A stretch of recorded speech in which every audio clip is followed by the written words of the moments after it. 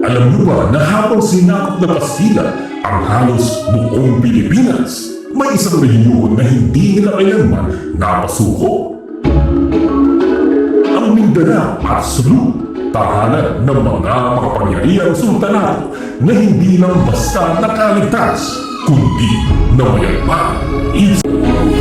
Sa kasaysayan ng Pilipinas, madalas manggiting ang mga kolonya na kwento ng Kastila, Amerikano at Hapones. Ngunit sa dulo ng ating kapuluan, sa timog ng Mindanao, may bahagi ng bayan na kailanman ay hindi lubusang nasakop. Ito ang lupain ng mga sultanato. Isang kasaysayang may sariling tanga, paniniwala at kapangyarihan, malayo sa anino ng Maynila at Intramuros. Bago pa dumating ang mga Kastila, dumating muna ang Islam. Noong 1380, dumawang sa baybayin ng Bohemia sa Eastern Simulon, na bahagi ngayong lalawigan ng Tawi-Tawi na dating sakop ng Sulu. Si Magdul Karim o Sharif Magdul, isang Muslim missionary mula sa Arabia. Siya ang nagtatag ng unang mosque at nagturo ng Islam sa mga katutubo.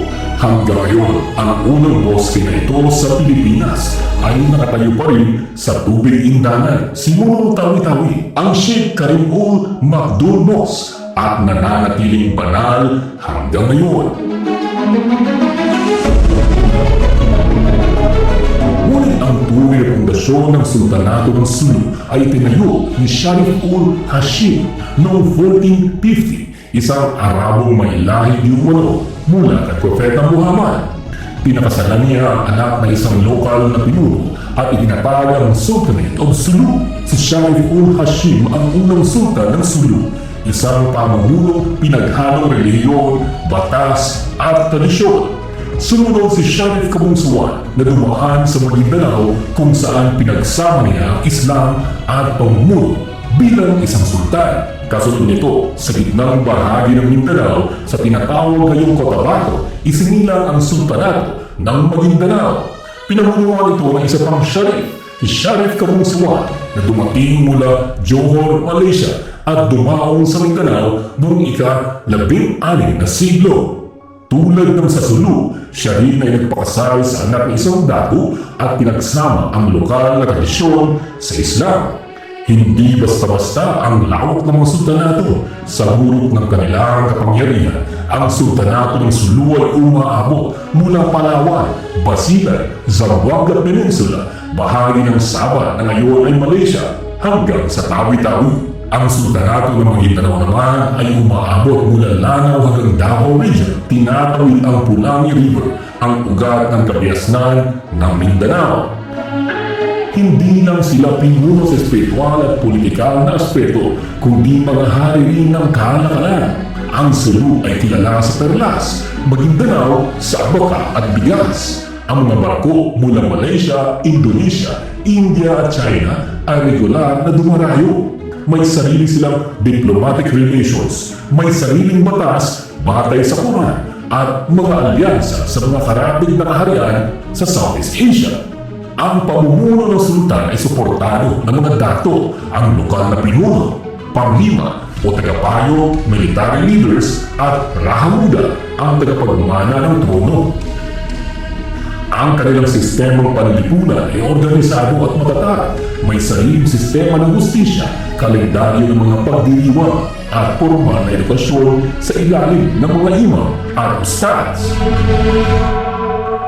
Isa sa mga pinakatanyag na sultan ng Maguindanao ay si Sultan Kudarat na matapang na tumutol sa Kastila. Binigkas niya ang mga salitang ito sa harap ng kanyang mga dato. Marapat lamang tayong mamatay kaysa pabayang masakot ng madayuhan ang ating kalayaan. At tunay na hindi sila lubusang nasakop sa kabila ng maraming digmaan at panlilinlang. Nananatiling malaya ang mga sultanato sa loob ng mahigit 300 taon ng kolonisasyon. Ngunit ano nga ba ang pinagkaiba ng sultanato sa Rajani tulad ng Butuan, Cebu o Tondo? Ang mga Rajani ay Hindu-Buddhist-inspired na pamahalaan.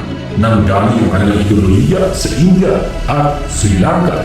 Na-influensyahan din ng Srivijaya at Majapahit Empires. Sila ay pinabunuan ng Raha at mas sekular ang kanilang sistema, hindi religyoso ang pamumuno. Samantala, ang mga sultanato ay theocratic monarchies. Ibig sabihin, ang kanilang pamumuno ay parehong politikal at religyoso. Ang batas ay umiikot sa Sharia. May sistema sila ng batas, pinaghalo ang tradisyon at Sharia. May mga dato, wazir at konseho ng mga nakakatanda.